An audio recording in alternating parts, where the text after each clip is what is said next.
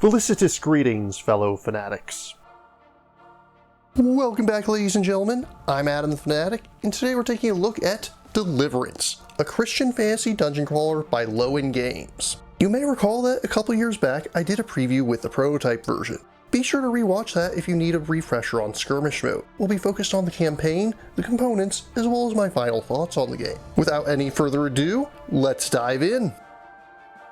To begin the campaign, each player will choose one of 9 angels available to play. If playing solo, you may either play multiple angels or use the intercessor as you would in skirmish mode. Each angel will need their usual components, that being their player board, talent decks, and a health dial. Additionally, each player will need a campaign sheet. For now, all you want to fill in are the names of the player and their chosen angel. Each mission in campaign mode has its own unique setup. Rather than randomly choosing map tiles, it'll tell you exactly what you need to play. In the case of Mission 2 here, we see that we need tiles 110, 100, 102, 106, and 107. Each tile is double-sided, with A representing one side and B representing the other. For this mission, we can see that we need battle cards for the Meddling Imps, Cruel Archers, and Og. Og is a demon lieutenant, special foes designed just for campaign mode, which are meant to be stronger versions of standard demons. In this case, Og will be represented by an abomination. We can also see 2 talents listed under Og. Since the text box around them is red, we can ignore those for now. This means that they're only used in challenge mode, which I'll explain in more detail in a little bit. For later missions, you may see talents listed in yellow instead. These are used when playing on normal difficulty, which is what we're focused on for the moment. You'll also need to take the demon standees and place them on the map according to the number of players. Each demon is shown as a token surrounded by a white circle with red notches. If there are 2 notches, you'll always have to face a demon there. If there are 3 notches, you only place that demon if there are 3 or more angels. Similarly, if there are 4 notches, only use them in a game with 4 angels. Most of the rules from skirmish mode apply to campaign mode. However, it's important to note that you do not gain experience points or level up in the same way during campaign mode. Protecting saints and defeating demons does not give you experience, and you will not level up between rounds. We'll get to how campaign experience works in a moment, but before that, it's important to check the blue box at the beginning of each mission. Many will have special rules beyond these, which will be detailed here. In this case, we will not be using darkness cards at the beginning of each round like we normally would, but other campaign missions will have the darkness phase as normal unless they specify otherwise. This box also tells us what the victory conditions are. In this case, Og must be defeated and all angels must move to the church spaces on tile 107. After a mission is over, you'll mark the results at the top of the campaign sheet. If you succeed, simply fill in the appropriate box. If you fail, make a tally mark in the favor box for that mission. For each mark that you have in the box, each angel has the option of starting with 1 more courage or 1 more prayer card than they normally would.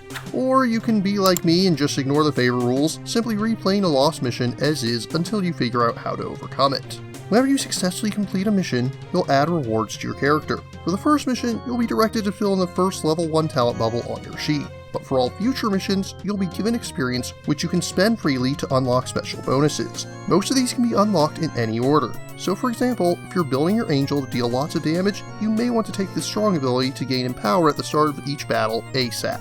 On the other hand, maybe you simply want to boost a stat or start with an extra point of courage. Simply fill in a number of bubbles equal to the experience that you've earned, and once all bubbles adjacent to a bonus are filled in, you'll have access to it for the rest of the campaign. However, we do need to discuss talents as they work very differently from skirmish mode. In campaign mode, you can still have up to 3 talents. However, each talent has its own level. Once you unlock a talent slot, it may be leveled separately from the others. So, for example, when I played campaign mode with Gabriel and Taolu, I got Gabriel's first talent to level 2 and his other 2 to level 1. This meant that at the start of each mission, I would choose 3 talents. First one could be either level 1 or 2, but the other 2 could only be level 1 talents. But I had the option to change them out before each mission to fit the specific challenge at hand. On the other hand, I went far heavier into talents with Taolu, who ended up with 2 level 3 talents and a level 1 talent. Theoretically, you can even have 3 level 3 talents out, though personally I don't think most angels will want to go this route, so you can have some very effective character builds without dumping the 26 XP required to get them all to level 3. I only spent 7 of Gabriel's XP on talents, and he proved extremely efficient throughout the campaign. On one final note about talents, if playing with the Intercessor, talent levels will always be equal to those of your Angel. Meaning that if I was playing Taolu with the Intercessor, I could likewise have 2 level 3 Intercessor talents and 1 level 1. After specific missions, you'll also be given the opportunity to acquire heavenly treasure cards. In the case of mission 2, it tells you that you get to equip your gloves. When you succeed at the mission, each player will draw from the treasure deck until they have 2 glove cards, at which point they'll choose one to keep. Unlike talents, you can't simply pick and choose what you want. As you go through the campaign, you'll have different boss fights against each of the fallen princes from the game, as well as a handful of different demon lieutenants. But eventually, after you finish the 12th mission, you'll be instructed to open up the special box included just for campaign mode, which includes the final 2 missions and special components necessary to play them. And on one final note about campaign mode, you have challenge mode. This is intended as a new game plus, so you can take your angels that you've built up and try them against even greater trials than before. Favor never applies to challenge mode, so you have to work with what you're given. In the case of mission 2, which we set up earlier, every demon would gain 5 shields, and Og would start with 3 empower tokens, as well as the vengeful and shrouded talent cards. Additionally, it changes the victory conditions so that you must defeat all demons. Simply reaching the church after overcoming Og is not enough. For each mission that you complete the challenge mode of, you'll gain a single experience point with which to further level up your angel.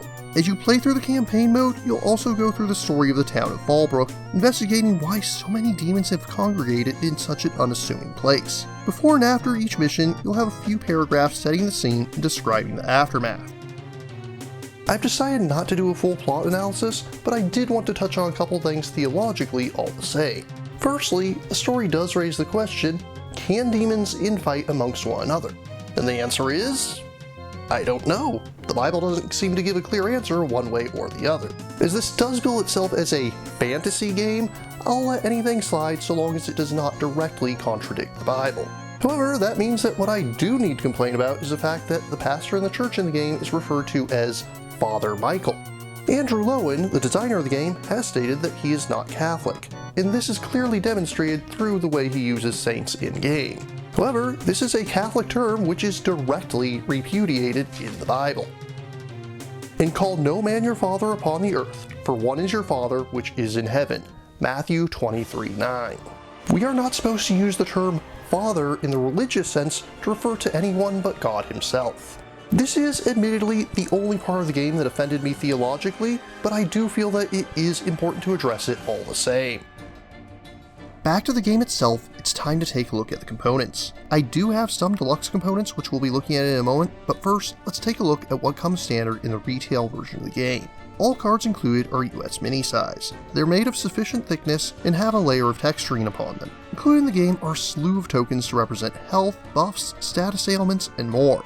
These are all fairly standard cardboard and convey what they need to quite nicely. Demons in the game are represented by cardboard standees. Minor demons are numbered so that each one can be identified. When you manage to damage one, you'll place damage tokens on the appropriate number on that demon's board. Standees are also included for angels, though you'll also have plastic miniatures for them as well. Minis come with a wash pre-applied, which helps details to pop more, or if you prefer, you can stick with the standees, which are obviously flat, but full color. The darkness board is double-sided, though the reverse side does have a printing error on it, which might be a little confusing for new players. You also have a circular token to track XP regardless of which side you end up using. Included with the game are 5 health dials, one for each angel, and one to be used for the fallen princes, and it also works rather well for tracking the demon lieutenants in campaign mode. Included with the game are 2 pairs of D6s. Mechanically, they're ordinary D6s, but as you can see, each is ornately designed. Also included are a set of player reference cards that make it simpler to ease new players into the game. And on one final note about the retail version, the game does come with an insert included. It comes in 3 layers, including a dedicated tray that holds all the tokens to easily be removed and passed around the table as needed. On to component upgrades. Firstly, there is a massive playmat available. This is almost 4 feet long and over 2 feet wide, made of neoprene with stitched edges. It shows an overview of the town of Fallbrook as a whole and has spots printed onto it to replace the darkness board. Next up, we have the metal token set, which includes a gigantic first player marker. This thing is absolutely colossal. Just look at it next to President Washington. Also included in the metal tokens pack are 24 courage tokens. This means that even in the extremely unlikely scenario that you're playing campaign with 4 angels and all of them have the upgrade that lets them have 6 courage and all 4 of them are maxed out at the same time, this has enough to accurately count it all. But of course, my favorite of the upgrade component options easily has to be the acrylic standees. I've mentioned my distaste for cardboard standees before, and these are absolutely excellent. Included are replacements for every angel and demon in the game. They look great, although I must complain about the fact that they are one-sided, so the names will appear backwards from the rear. It's admittedly a minor flaw, but it is something to be aware of all the same. All in all, Deliverance is a massive achievement for Lowen Games' first showing. The mechanics are familiar enough that fans of the genre will be able to jump in with little trouble, but unique enough that it doesn't feel like a clone of similar games. Everything about the title is wonderfully thematic, and there's a lot of variety within the game. Each angel plays wildly different from one another, and even with a single angel, there's a number of different ways you can build them.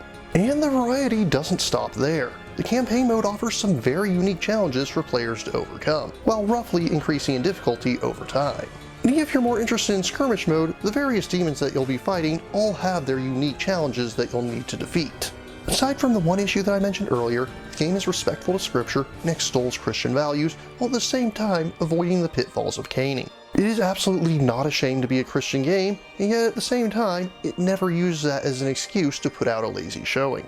It looks great, it plays great, and there's enough variety in the box that I doubt I'll grow bored of it anytime soon. Deliverance has quickly supplanted Dragonfire as my favorite campaign game, and I can't wait to continue with challenge mode to refight fallen foes.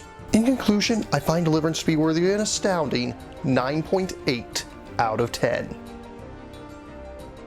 And of course, I'd be remiss if I didn't mention the official Tabletop Simulator mod. This includes everything you need to get the full experience of the game digitally, including all campaign content. If you're not yet sure if this game is a fit for you, or if you're simply like me and want to play with someone online, this gives you the opportunity to do so with ease. And as a minor disclaimer, I did actually help out a little bit with this one. If you're interested in purchasing Deliverance, my first suggestion, as always, is to check with your friendly local game store and see if they keep it in stock. If you can't find it there, or simply wish to learn more, links are included in the description. But what about you? What do you think of Deliverance? What Christian-themed games do you enjoy?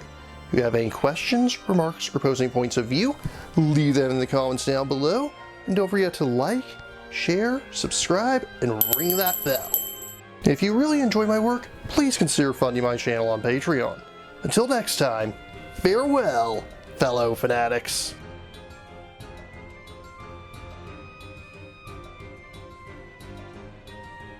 Thank you again for watching. I have plenty more to share with you if you're interested. You can click up here above my head to subscribe to my channel. You can click over here on my monitor to see the most recent video that I worked on. Or if you prefer, you can click up here to open this mysterious vault and see what video that the YouTube algorithm has picked just for you.